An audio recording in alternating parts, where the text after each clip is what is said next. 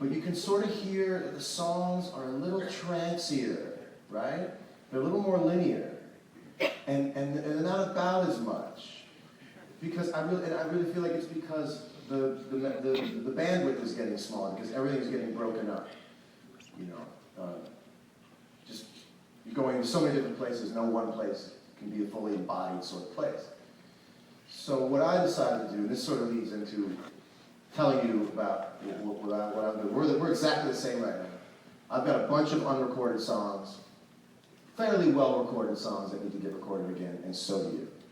And we're exactly the same. Because I had to go through the same thing that I'm talking to you about, what you'll have to go through, which is to completely manage all the distraction. Manage the temptation of publishing yourself.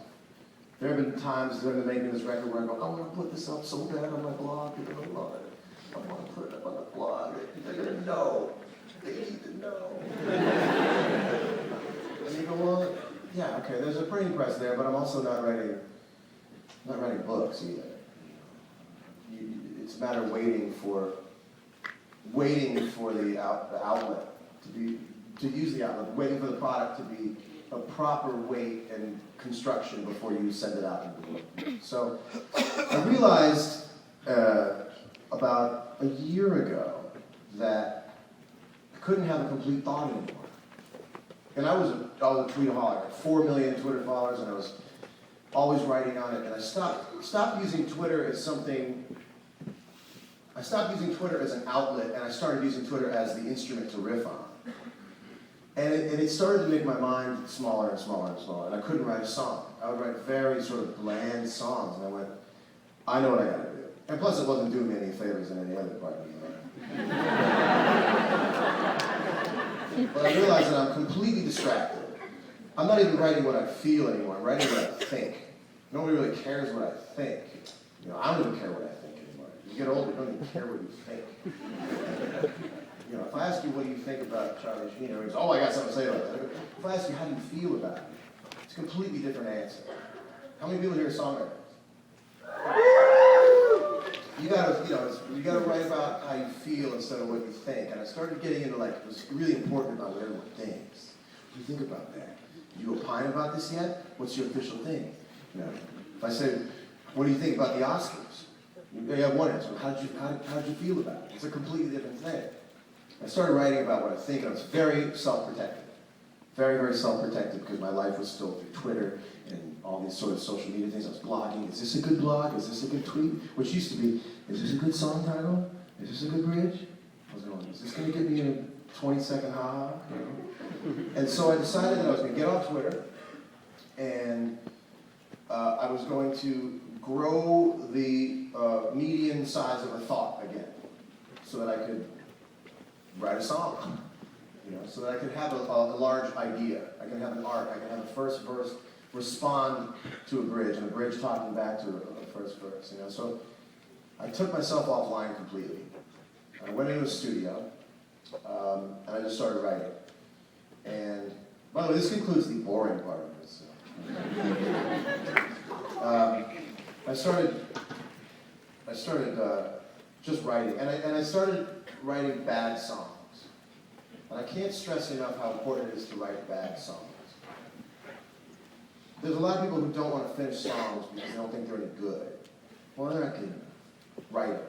I want you to write me the worst songs you can possibly write, because you won't write bad songs.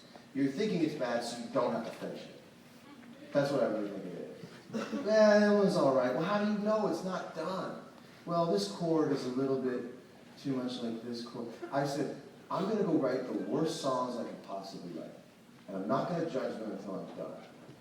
I'm not going to criticize myself for a D chord. It's just such a D chord. Look at the shape of it. Right? You not play a chord because you don't like the shape of it?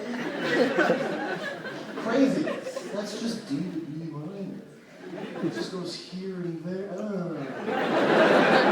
Nobody else knows what the geometry of that is, right? So I said, I'm just going to do that. I'm going to do it. I'm going to just write some simple, dumb songs. And I didn't write a single dumb song. Because I actually let myself be whatever I want to be and sing whatever I want to sing, and I didn't feel like a famous person, and I didn't, because you're all famous people in a way if you have a Facebook page, and if you're like, I got to write that new one to put up on the blog, I got to post that song tonight. It's been like 2 weeks since I put up a song, people said, good job.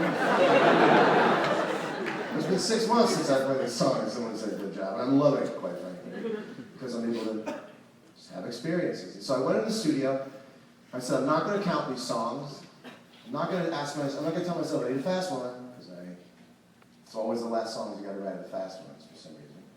And I don't care anymore. I think if you don't have fast songs, just have good songs. No one ever went like, yeah, you need some upbeat songs. It's like, maybe just kind of artists play slow songs. Before I knew it, and I never counted these songs up, I had 17 songs, which is the most I've ever written. I was writing a song every 2 days, 3 a week. And what had happened was, and tell me if you think this is a correct statement, the better I got at writing, the better I got at writing. I don't understand how it works. You go like, oh, I'm finishing. You go from like, oh, I got one. And the next one, it's like, yeah, they gotta know what I'm doing. They gotta know what I'm doing. Third song, oh yeah. Ninth song, give me more. Give me another one. You want a chorus? Yeah, it's a chorus. And it is a chorus. And you're like, how did I do that? What's happening to me? Is my head gonna explode? No, you're just good. You're not. You're just good. You're just good.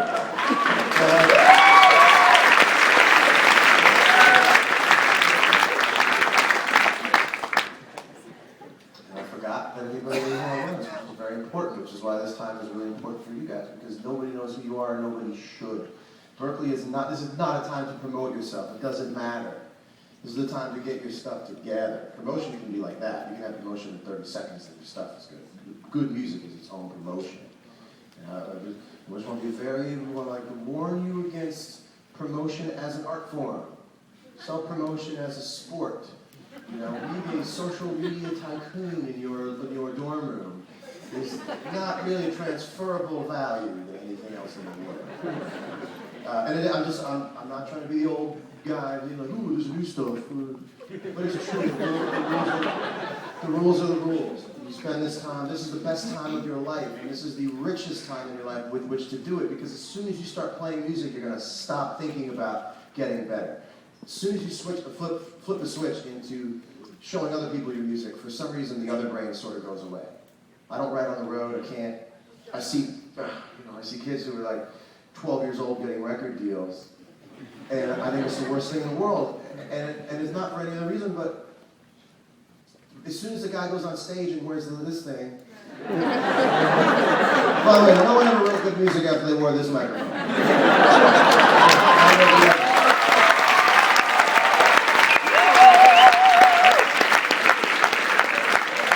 That microphone away from you. Once you flip into that, you don't have this time back. This time, no one's supposed to know your name right now. Nobody. You just you, and that's it, and your friends, and you just keep working and working and working and working. And when you flip that switch, it's a very conscientious decision, because after that, that's when you start really having to go out in the world and too busy playing it to write. So what I want to do is play you some of the new songs on the acoustic guitar.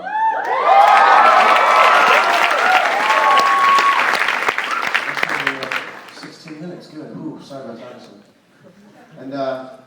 And as I'm playing, I also want to show you, I want to break some myths for you. And I'll show you what I'm talking about. Because I'm going back to a very thing of simplicity. Simplicity.